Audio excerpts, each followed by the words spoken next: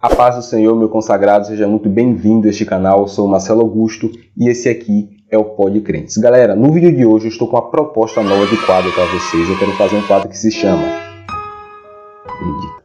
Sermão em 5 minutos. A ideia do quadro é eu tentar introduzir aqui um sermão com início, meio e fim em apenas 5 minutos. Talvez eu consiga, talvez não, um desafio. E galera, o tema do sermão de hoje tem por nome o poder da constância da oração. Eu me baseei no texto de Atos, no seu capítulo 12, e a parte B do versículo 5. Quando eu começar, eu vou marcar certinho para ver se eu conseguir fazer em 5 minutos. Roda aí.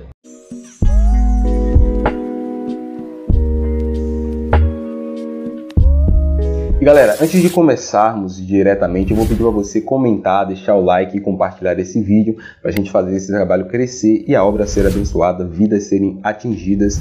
Então já sabe, né? Deixa o like, comenta e compartilha. Vamos ao texto que diz assim, Atos capítulo 12, versículo 5, a parte B. Vou ler todo, melhor dizendo. Portanto, Pedro era guardado na prisão, mas a igreja fazia oração sem cessar por ele a Deus. Eu vou começar trazendo o contexto histórico para a gente não ficar perdido, que é o seguinte: depois de receber o Espírito Santo, Pedro e os demais apóstolos, eles pregam o evangelho em toda a Judéia, em toda Jerusalém, eles pregam naquela região ali. Pedro, algumas vezes, é preso por pregar, apanha, e é interessante que uma dessas vezes a qual ele é preso e ele apanha, ele fica feliz porque ele acha que ele vai morrer por amor do evangelho. Estava tão entregue a obra a esse nível. Só que aí ele vai continuar pregando, e uma dessas tentativas de pregar, ele vai ser preso juntamente com o irmão Tiago, o apóstolo Tiago.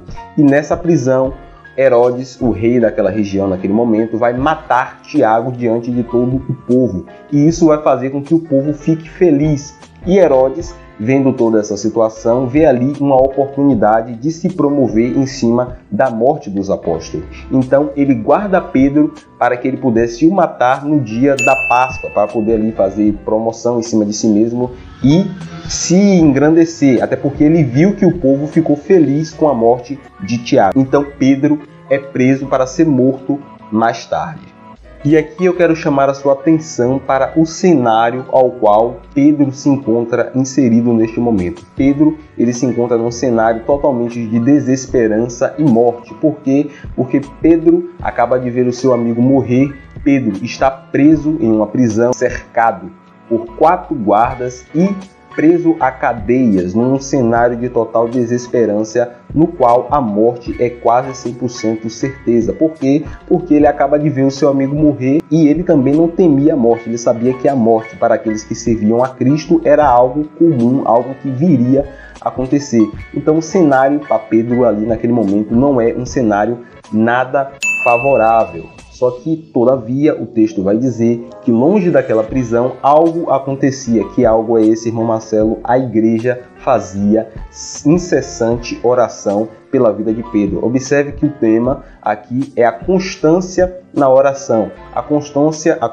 melhor dizendo, não tem uma dicção terrível, me perdoe. A constância vai falar a respeito de algo que não para, algo que está ali sendo repetido e continuamente vai ser feito. E como assim, irmão Marcelo, você quer falar de constância na oração com a gente? Você quer que a gente ore 24 horas? Não.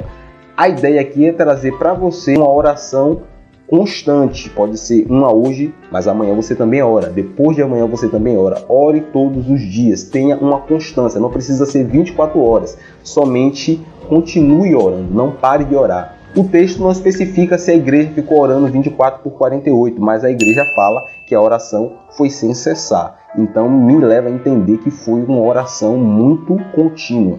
Mas vamos voltar aqui para o texto. Pedro se encontra preso num cenário de total desesperança, com a morte quase que garantida, porém a igreja faz incessante oração pela vida de Pedro a Deus. E o interessante é, devido à oração incessante, constante da igreja, Deus providencia o livramento para a vida de Pedro. Deus manda um anjo na prisão onde Pedro está, faz com que os guardas que estavam guardando caiam em sono profundo e ele abre as cadeias e abre as portas e manda que Pedro pegue a sua capa e o seu chinelo e siga ele. E Pedro, sem entender mais ou menos o que está acontecendo, sai e segue aquele anjo. E quando ele sai para o lado de fora, o anjo se aparta dele e ali ele fala algo que é interessante. Ele diz assim: só agora eu percebi que isso aqui que está acontecendo não é uma visão, eu realmente fui liberto da prisão. E Pedro sai e vai ao encontro da igreja que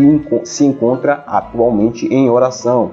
E Pedro chega na casa e bate na porta, e tem uma criança que atende Pedro, e ali ela vai até a porta, atende Pedro, volta às pessoas que estavam orando e fala: ó, Pedro está na porta.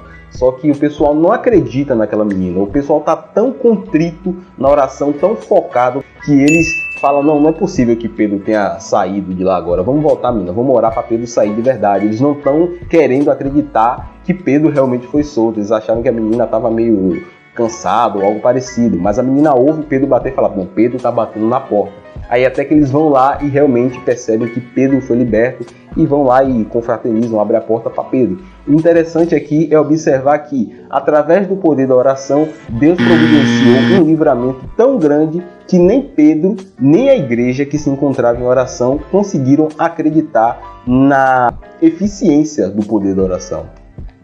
Observe que Pedro estava preso quando saiu e falou: agora que eu estou entendendo que eu fui preso. E a igreja, depois que conseguiu aquilo pelo qual ela orava, ela não quis acreditar que tinha acontecido de tão rápido, de tão eficaz que foi. Ou seja, quando você está em constante oração, quando você está vivendo uma vida de oração constante, a sua bênção chega, o seu livramento chega e você não consegue acreditar que chegou. O seu livramento chega, a sua bênção chega e você às vezes nem acredita, você fala: não tem como já ter chegado a minha bênção, o livramento ter chegado, vou voltar para orar, continuar orando, porque não é possível, porque Deus ele trabalha dessa forma. Então essa é a importância da constância na oração, do poder da constância na oração. Guarda essa palavra no seu coração. Se você gostou, você comenta, você deixa o like, você compartilha. Eu peço perdão pelos meus erros de português, de dicção.